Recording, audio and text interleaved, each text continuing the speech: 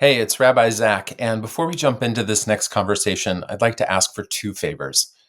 The first is if you're enjoying this podcast, could you please leave us a 5-star rating on Apple Podcasts, Spotify, wherever you're listening to this? Leave a review and share it with some of your friends. It helps us get the word out and brings more listeners to these wonderful conversations that I'm having with the emerging luminaries in the Jewish psychedelic community. The second favor is during the month of December, the month of Kislev, we have a $50,000 matching grant campaign, and we really could use your support right now. It'll help us create and execute all of our programming for 2025, the retreats, the learning opportunities, the materials that we're making to support people's practice. Thank you so much for making a contribution before 2025. We appreciate it. Now enjoy this conversation. Welcome back to the Jewish Psychedelic Podcast. My name is Rabbi Zac Kamenetz, and I'm your host. I'm very excited to be speaking with my friend, my co-creator, co-conspirator, Natalie Ginsberg today.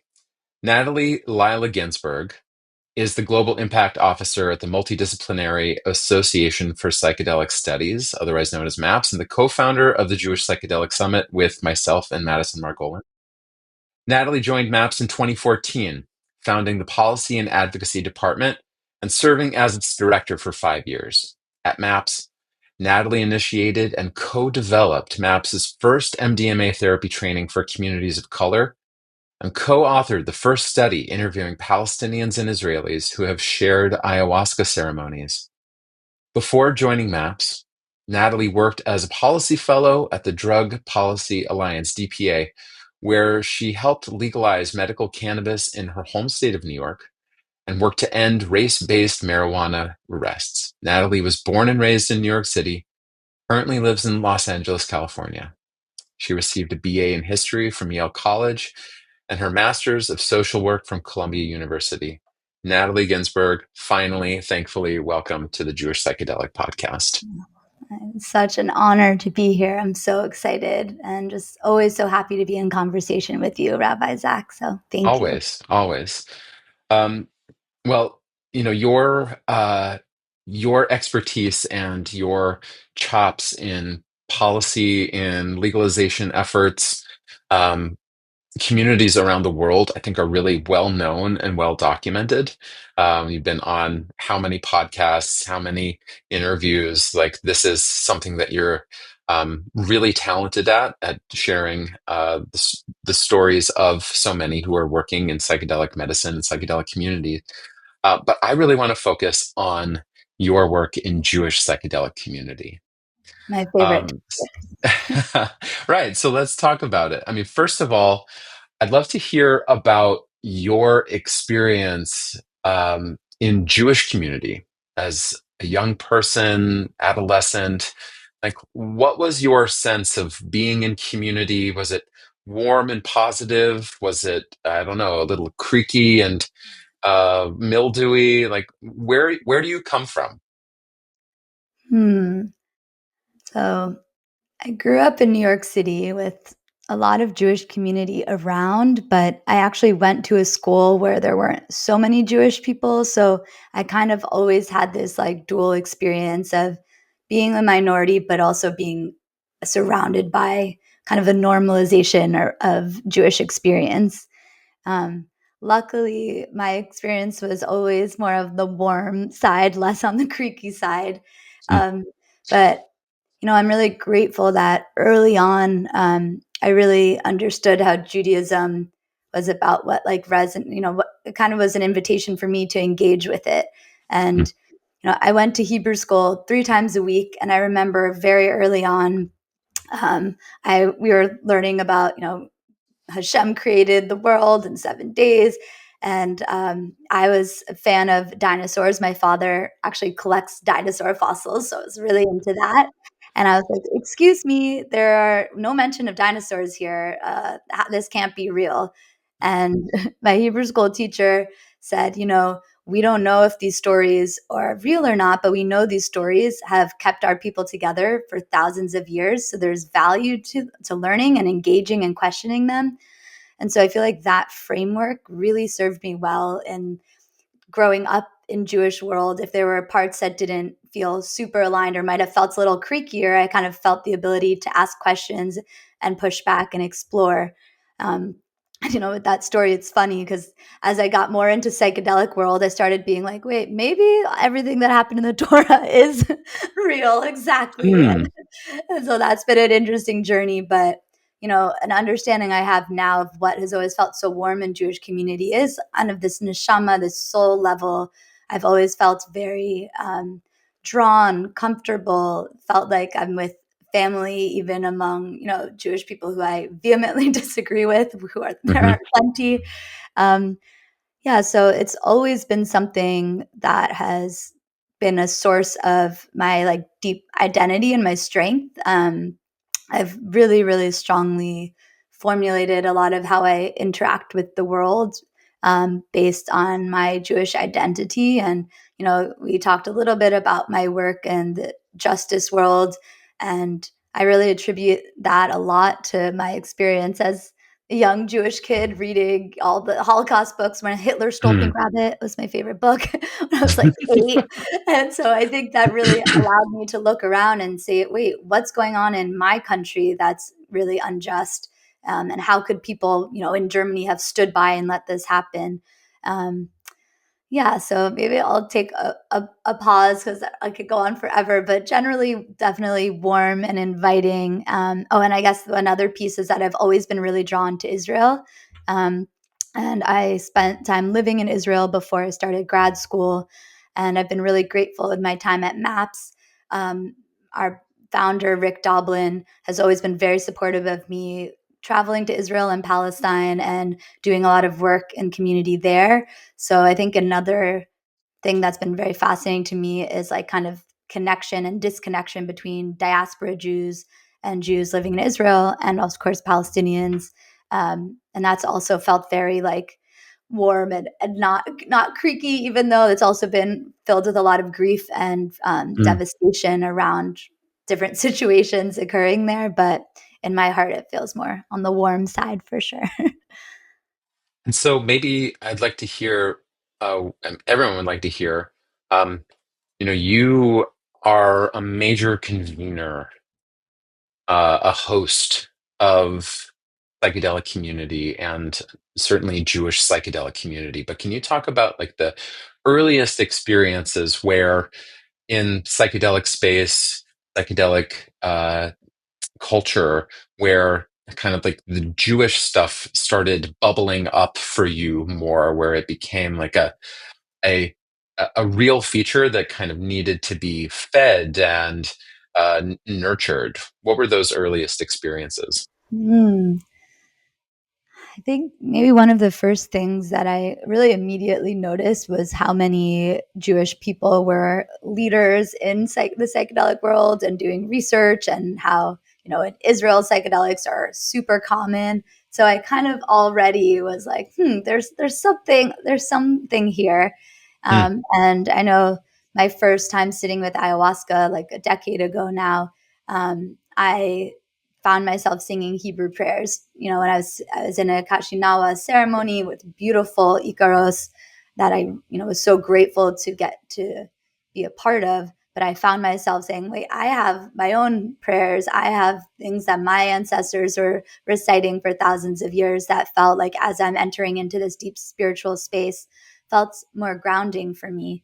Um, and then the more that I spoke to people about their psychedelic experiences, I would hear so many Jewish people talk about Jewish related themes emerging. And what was really interesting for me was a lot of times Jews who were disconnected from Judaism would kind of talk about being surprised that all of a sudden this Jewish thing came up in their ceremony. And I was like, okay, that there's something there. And, noticing in Israel, there's so many Jewish Israelis engaging in psychedelics, but because in Israel, Judaism is pretty it's defined by the more Orthodox community. So a lot of secular Jews feel very disconnected from Judaism. And so I was encountering all these Israelis who were like, I love psychedelics, I'm super spiritual, but actually, I'm Hindu or I'm Buddhist. And I was like, well, you could be both. You're also Jewish, and not saying you're not these other beautiful traditions, but and kind of really inspired me to explore and to be able to invite other people into learning about Jewish mystical traditions and ancestral practices that might help us ground and heal in a way that might not be as available when we're working in other cultures. And I think also a lot of my work in racial equity and like decolonization, um, exploring that when people would talk about like whiteness or working with other people's cultures, I was like, well, I actually have an amazing lineage. I'm so grateful that my ancestors have protected through persecution, through everything for thousands of years, that we have so much still here.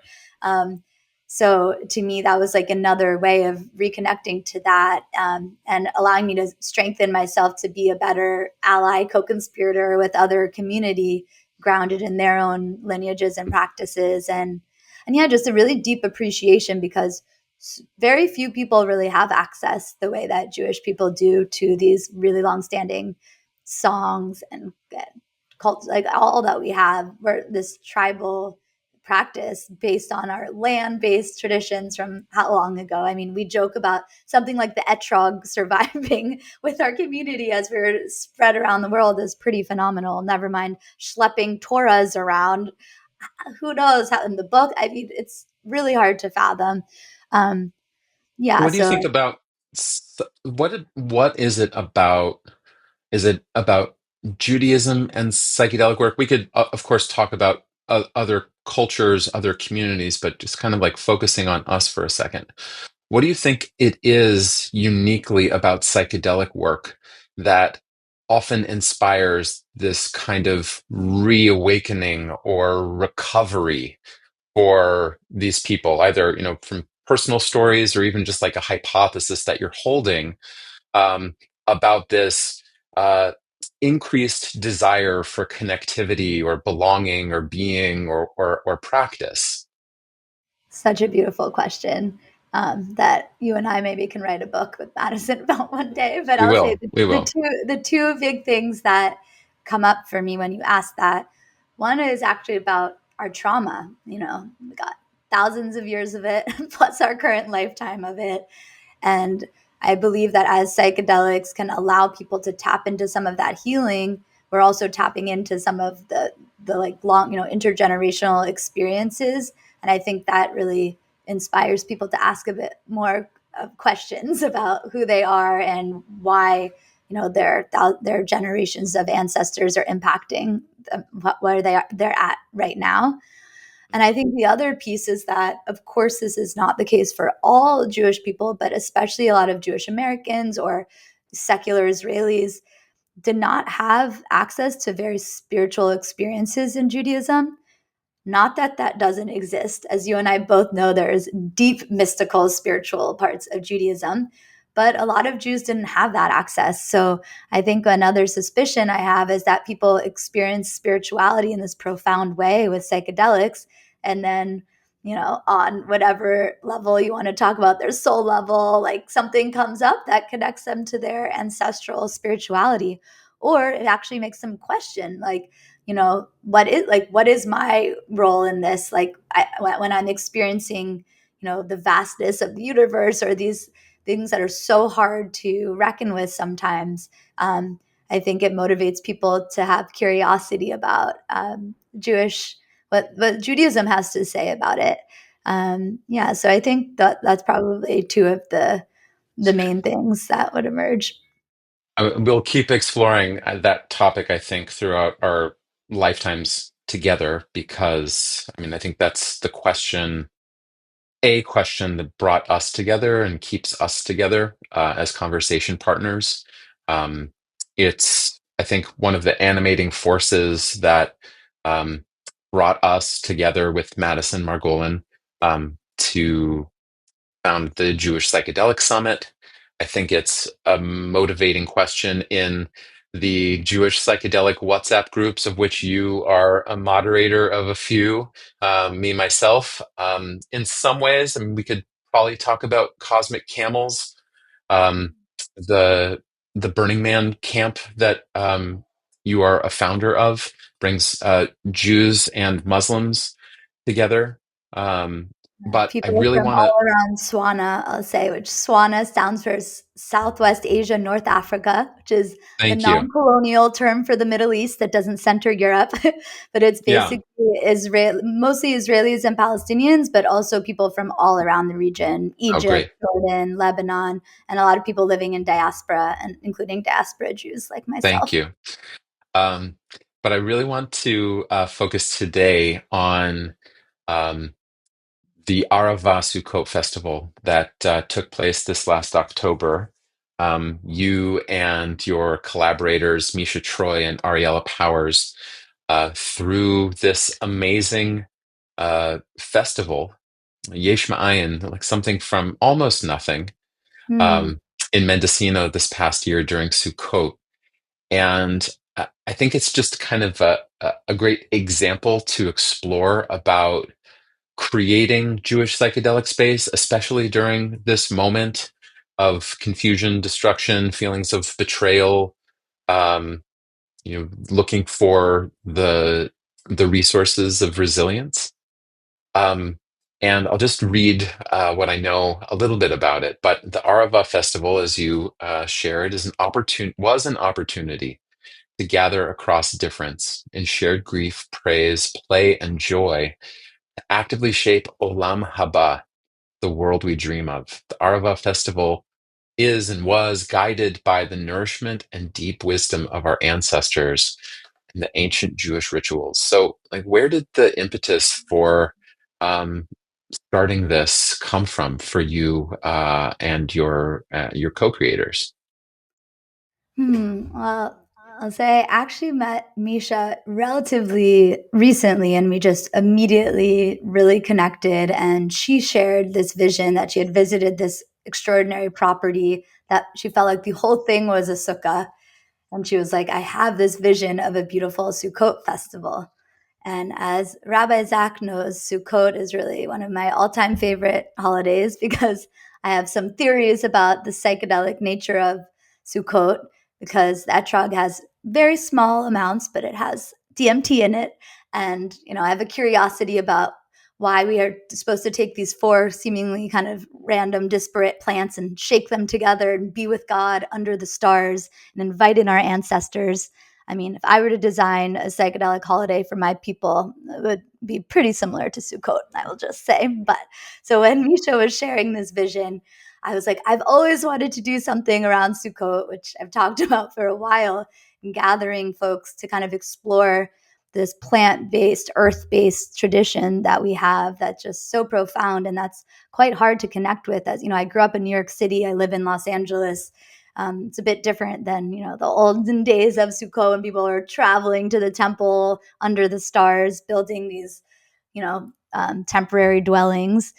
And so when Misha said that, I immediately felt aligned. And Ari is a dear friend of Misha and mine. Ari actually spoke at our first Jewish Psychedelic Summit many years ago. And Ari had recently produced an amazing event called Mana, which was a Passover experience in the desert. And our kind of power is combined. And when we really dropped into what our prayer was, as you read, it really was about how could we bring together, help heal our really fractured feeling community. Um, and we know that when we're trying to build Ha'olam Haba'ah, this world that we're dreaming of, that we need to build from a place of love and nourishment and joy. Because if we're just recreating and visioning from a place of fear and hurt, we're going to recreate a lot of the systems that have caused harm at the beginning. And we also know in this world right now, it's been such an incredibly difficult year that it can be really hard to find joy. And often, even if there's access to a fun party, you can feel guilt or feel weird to go and just party and kind of ignore all of the horrors that are going on in this world. So we really were motivated to create a space where we could hold the realities of the world, but actually be in our joy. And, a big part of that is accessing so many beautiful traditions that many of us didn't know about. For example, I learned about the Beit HaShweva ritual of like dancing with water in the mornings. It's like a prayer for the rains from Sukkot. And that was super beautiful, element of the Aravah Festival. And we had, you know, like morning services, Torah services on Saturday and Kabbalat Shabbat. And we had probably too many workshops because there were so many incredible people providing offerings. And we're a bunch of nerdy Jews who were just super eager to learn about spiritual Jewish things and plant medicine.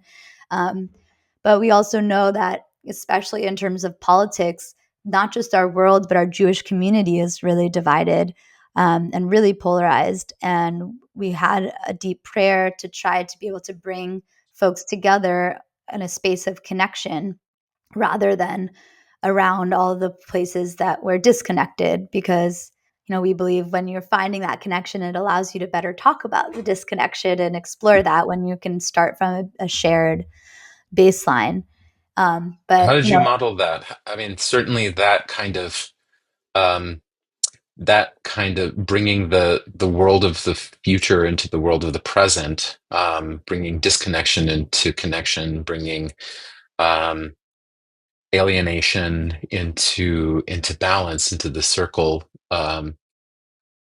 How were you able to make that happen? Were you able to make that happen? Was it successful, partially successful, like needs work for later? I would say it was very successful and definitely always needs work. As that's anyone who knows me knows I'm always thinking of how we can improve and make things better. And I do partially blame, or I'm grateful to Judaism for that. Always tikkun olam. How can we always keep repairing? And it was also a really hard thing we were seeking to do. And there were definitely ways that I feel like we missed the mark. And I'm excited to improve upon that. But I'm also really, really proud of what we did. And, for the most part, it was quite a surprisingly cohesive experience, like, community. Someone came just on the last day on Sunday and said to me, like, looking around, everyone just looks so like relaxed and nourished and happy. And that was honestly like the most profound compliment I could have received, because that was really our deepest intention, was to nourish our people and provide this safe space. But of course, when people have a range of different political experiences, many people are going to feel triggered or feel not seen. And that was something that definitely emerged a bit, that, we made space to talk about, the horrors and pain that was going on in Gaza and also in Israel, but maybe more of the attendees were focused on one side of that, which was hard for others to hold space for. We had a really beautiful sanctuary space that was led and developed by Jazz Kadosh and L.A. Jones. And it was kind of inspired by, Zendo psychedelic harm reduction, but it really became just a supportive space for people who were needing to process. And so it ended up being really powerful, because if something would come up in a session that was hard for someone, and if they weren't able to process it in that session, they would go to this beautiful sanctuary space and maybe find some other folks who are having a similar experience. And I think that was quite profound. Something else that I know, so after this festival occurred, I went back to Berkeley and got to visit Rabbi Zac in his sukkah and have a beautiful lunch, which was really special. And one of the other things I was processing with Rabbi Zac that was a tricky navigation was also how to adhere to certain halacha when we want to be inclusive for people to be able to engage and attend who maybe are not as religious also. But then of course we don't want to exclude anyone that is observant. And in fact, the dream is that folks that are observant can, be there grounded and helping teach folks who are less observant in this like beautiful mix. But even something like the festival's over a weekend, so it would violate the Chag to drive on the Thursday to get there. And so there's so many different elements and decisions that were really, really tricky. And I'm not a rabbi. yet. Maybe that's a future dream of mine, but Yeah. it was, for one of the big learnings we had is that in our leadership team next time, we definitely want someone who is more grounded in the halacha and the Jewish wisdom to be able to be that check and balance so we can talk out these different choices. And that was something that was, tricky when folks have like different experiences of, let's say, religiosity. I don't even love that term because I know that some people can feel very religious, but yet have different adherence to halacha. Um, but that was definitely, for me, that was an interesting like push point. I wouldn't say I like am a very strict adherent to halacha, but yet there's certain things that are really important to me, like lighting the candles at the right time for Shabbat or certain elements like that. And how we kind of wove that all into this big event was this ongoing conversation that I think really reflects like our greater world and our greater context of like how to be a Jew in a secular world, and how to, ground into our beautiful sacred traditions, but also how to not shut out the whole world. And we know that there's certain Jewish communities who tend to just say it's too hard. We're just going to keep to ourselves. We're not going to deal Hmm. with the rest of the world. The rest of the world has caused us so much harm. So I don't mean to mock that. Like, there are very real reasons that people have made that decision. But for most of Jews who are not in the ultra religious kind of more insular worlds, it's an everyday choice and experience of how what parts of the laws and of Judaism we want to take into this world while allowing us to engage and be the light unto nations as we're asked to be, which I do believe can be tricky if if all of us are isolating. And again, I don't want, I really respect the communities who do that, but I do think if all Jews did that, it would not serve in our greater purpose. But I also believe the communities isolating are holding a lot of our sacred traditions that I'm lucky I get to go learn from. So, we all have our roles to play, I believe. I mean, it sounds like grappling with creating Jewish psychedelic pluralistic community. As someone who strives for the greatest degree of inclusivity and visibility, equity among disparate communities, and disparate levels, if that's even the right word, types of observance along any sort of spectrum and identities. Of course, you're going to encounter these kind of challenges. So I want to just applaud you and your team for making it happen, trying to making it happen, and knowing that it's calling it maybe like the first Jewish psychedelic pancake. It's like the first Mm. time, it's going to taste good. It might like look a little lopsided in places, um, but it's okay because we're iterating and doing the tikkun that we need, as you said. So um, I I applaud every effort that you have made in this regard. And I'm wondering, of course, you've said a couple things, but like if this was a psychedelic journey, it's a month later. um like what are you still integrating, not only just about like the particulars of the festival itself, but maybe kind of larger questions about Jewish psychedelic community or psychedelics at large. Thank you for this question. I think one of the first things is just a lesson for us all to learn, especially those of us like me who can be pretty hard on ourselves, that as I've been reading through the feedback forms, it's been extraordinary to see that people might have opposite feedback, not enough about Israel, not enough about Palestine, for example. We literally have both of those feedbacks, right? But both Too people, Jewish, not Jewish enough. Yes, always. right. And both of those folks still like had really amazing experiences and want to come back and co-create.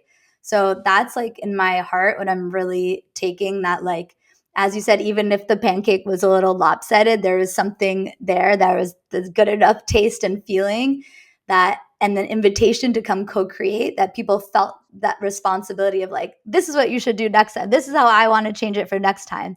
That is just like the most amazing thing for me to experience. And in terms of that integration, as you're speaking also about, pluralistic Jewish psychedelic community, I really have really deep prayers that we can model something for the greater Jewish community, because I do think the psychedelic community is pretty unique in how pluralistic it is and how much respect is afforded to people across that spectrum. I'm picturing the Jewish Psychedelic Summit that we held together with Madison in Denver at the MAPS conference a few years ago, and seeing a very observant religious Jewish person engaging with someone who is deeply identified with Judaism, but is non-binary with maybe rainbow hair, and in like deep conversation about God, what God means to them. And just for me, that is like the ultimate, the most sacred thing. And also what I'm taught in Judaism, right? Like chevruta, like you're supposed to learn with people that you have a different perspective from. If you're learning with someone and the exact same thing, you're not expanding your perspective and you're not growing towards truth. And right now, so much of our community is really sectioned off by how religious you are, what your politics are, what your identity is. And there's reasons for that. And I also think it's beautiful to have spaces where you are feeling aligned, very aligned with everyone around. But to me, digesting Aravah and thinking about Jewish psychedelic pluralistic community, it just feels like really, really a core part of Jewish survival, actually. And how psychedelics allow people to both heal and access spirituality, which of course are deeply connected. And those two things are such a fundamental root of Judaism, and our survival is going to be predicated on. So yeah, so I think in digesting that and seeing kind of the ripples that are emerging already, someone was talking about doing a Purim festival, and like that is as a community organizer, my dream is seeing people meet each other and co-create from the space. Um, but yeah, in terms of integration, I think I'm just continuing to think about like the lessons on how to continue creating these spaces and how to do them to do it in a way that is even better than last time and even more inclusive. Um, and yeah, and I think there's a lot of different approaches to that. And I want to also say that even though I'm very interested in like creating spaces for everyone along the spectrum, that I do believe sometimes it also makes sense to kind of make spaces for people maybe like at a certain part, like a halfway, like this part of the spectrum or that part of the spectrum, as people start growing, and then it allows you to kind of better connect. And I say that just out of like also respect for creating spaces for people to feel safe speaking their truth and processing, and knowing sometimes that that is not always available with people that are might be holding beliefs that are really upsetting for people. And I have noticed like in terms of this integration, it's like kind of moving along a spectrum. Like if you can talk to someone that's a little bit of a stretch, and then for them, they have a new way of understanding, and they can affect person that's a little further than them, just kind of all weaves together in a beautiful way. But I'm going to sit with your question more for myself. I really like that integration question. So thank you for that. Thank you. Maybe just in answering that question, you had said something about the Jewish community learning something from the psychedelic community. As someone who's deeply embedded within both, and a very powerful bridge between them. I'm wondering if you have any sense about what the psychedelic community can learn from Jewish communities that they don't know yet. Mm. I love this question, though I'll clarify if I misspoke. What I was trying to say was actually that the Jewish community at large, I think, has a lot to learn from the Jewish psychedelic community in Oh, I particular, got it. Okay, like thank in you. our Okay. pluralistic ways of holding space. But I still really love this question of what does the psychedelic community have to learn for the Jewish community? And I would say, there's a lot of things, but what's coming up for me is how this kind of grounding in tradition and ancestry with an openness to build something new and to adapt to the current time, I feel like it's a really powerful part of my understanding of Jewish belief. It's like, you better learn all about what happened, all these prayers, all the history, but now what? Now with all that Mm. knowledge, what does it mean today? How does this law apply today? How might things need to shift? Mm. Now maybe there's space for women rabbis, right? Like, how does stuff evolve in our Mm. current time? Um, and I think that's something quite profound. And while the psychedelic community, maybe in theory, is like, yes, we're learning from indigenous communities, but we're trying to do something new, it also feels a bit disconnected sometimes, and almost like an exoticization of like, wow, like let's learn from these indigenous communities, but like, let's just learn them out we want. Like, let's just like ask them this one question when I'm building my company. And if they give me an answer I don't like, then like we just take what, and I'm like, that it doesn't feel like as actually rooted and grounded. Um, and something I actually say a lot to broader psychedelic community, especially to a lot of people who experience whiteness or people who are disconnected from their ancestral roots, is like, what is your relationship when you're sitting with all these other cultures and other, traditions, which are beautiful. And so, there's so much to learn. So I want to be really clear. I'm not saying like you should never have these experiences. There's so much to learn from all of the cultures who have been stewarding these plant medicines and practices for millennia, like just as a baseline. But on top of that, what happens if you're only so deep in this other culture and you're not willing to like examine your own history and connect with your ancestral practices? I think there's a lot that's just not rooted and not grounded. And I think we're seeing a lot of harm come from that. And, the invitation I usually give to especially white folks is like, you might, part of the harm of white supremacy, I mean, of course, there are many, but whiteness actually has erased a lot of people's cultures. And instead of knowing, about like druids or like what community in Norway your family comes from, you're just like, okay, I'm white. Yeah, my family, I guess, is from a mix of white European, da da da. And that was something that I always, of course, white supremacy also does not consider Jews white, of course, but also in my experience in the US, a police officer seeing me on the street might treats me more like a white person than, a black person. If they see my last name Ginsberg, other things might emerge. But the point, when in my experience of that, I've been like, well, I actually have all these rituals, but most white people that I encounter don't have that. And so I think that's a big learning. What happens if you trace like every culture, if you trace far back, is connected to a land earth-based tradition and plant-based tradition.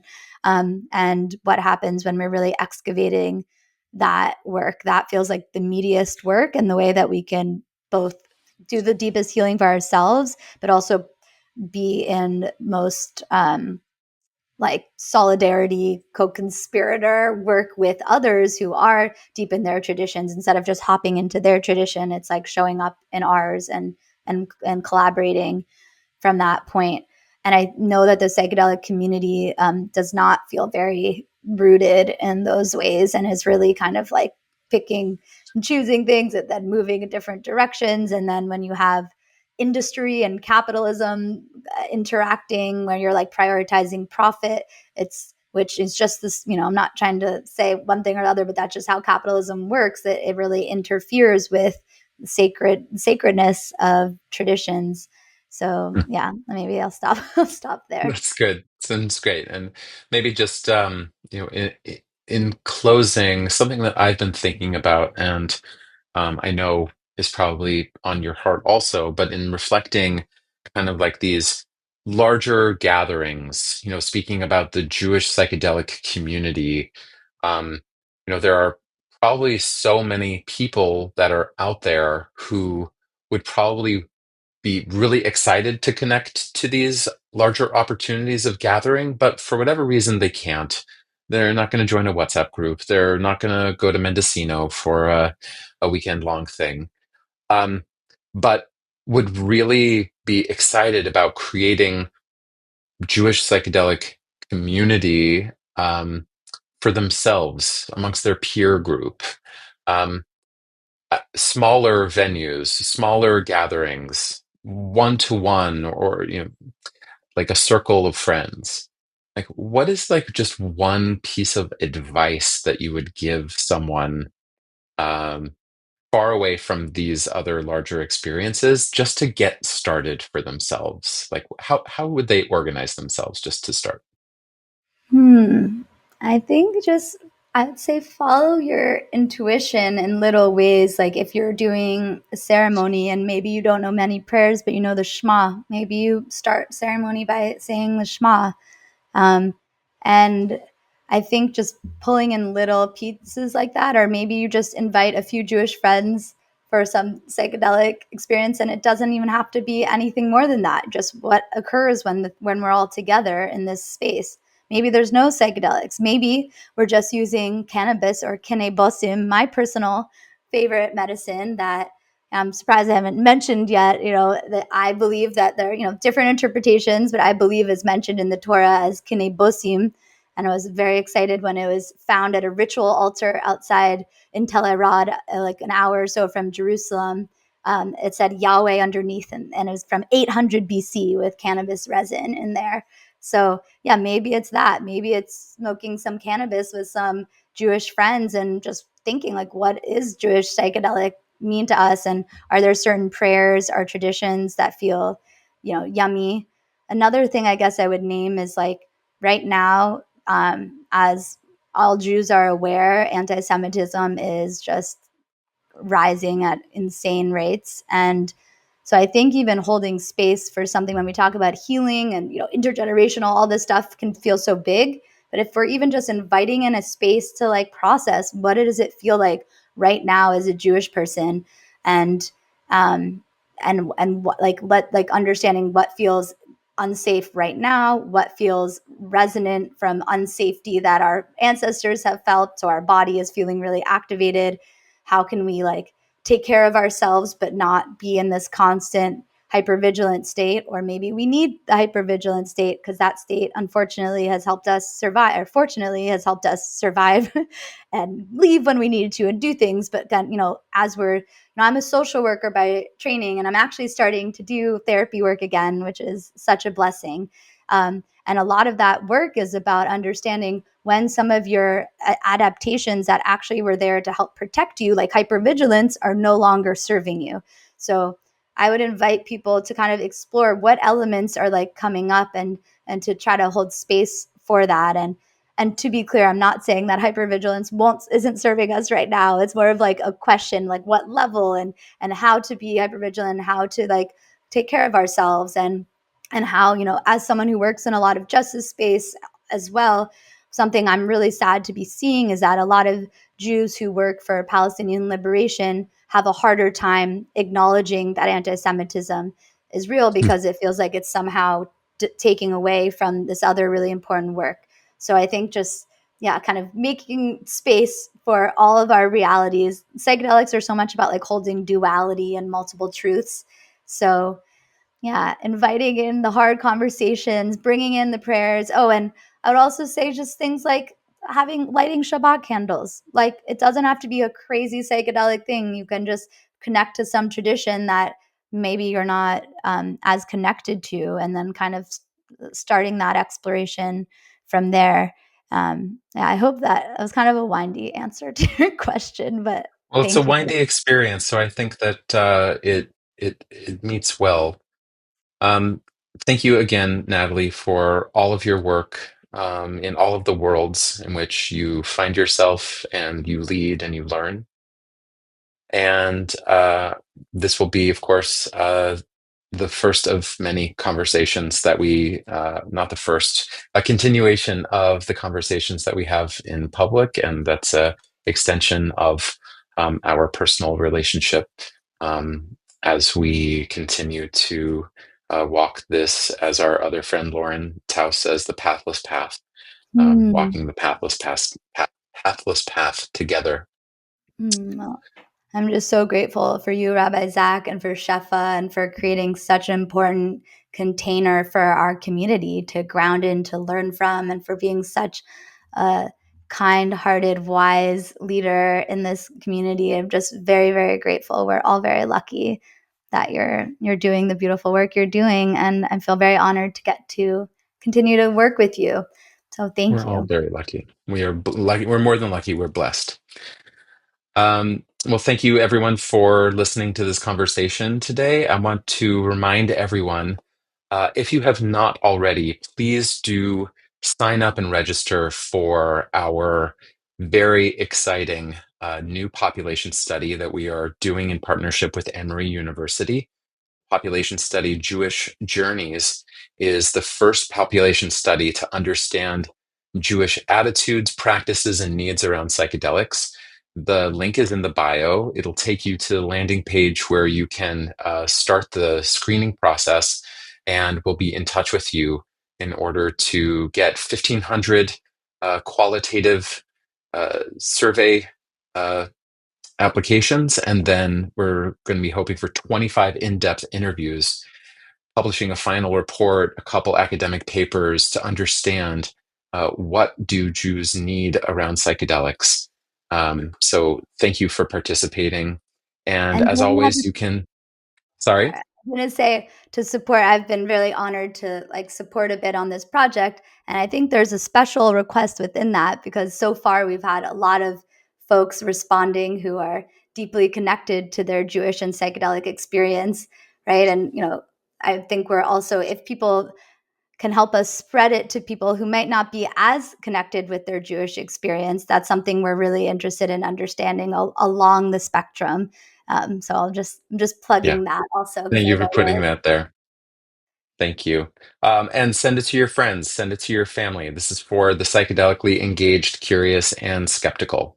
We want to, like Natalie is creating, the widest community possible. We're trying to get the widest picture possible about where Jews are holding in psychedelics.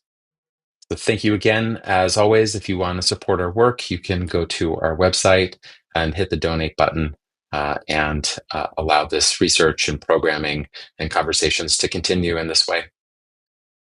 Natalie Ginsberg, thanks again. Thank you.